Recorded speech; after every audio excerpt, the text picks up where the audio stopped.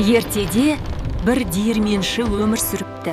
Күндердің бір күні өмірден өтер шағында 3 ұлына бар мұрасын қалдырыпты. Енді не істеймін? Ағаларым жақсы өмір сүреді. Ал менше, мүмкін, сені жеп теріңнен қолғап тігермін. Мысық ұсақ жолға шықты.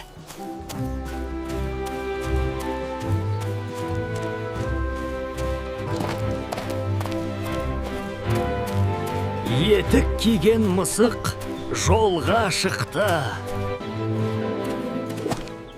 Мен мұны қожайыныма апарамын. Ол менің қандай пайдалы екенімді көреді. Бұл қоян ба? Сен мұны өзің ұстадың ба? Біраз күтейін, аралар ұшып кетсін.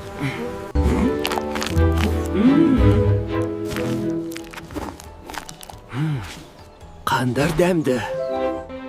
Тоқтамау керек.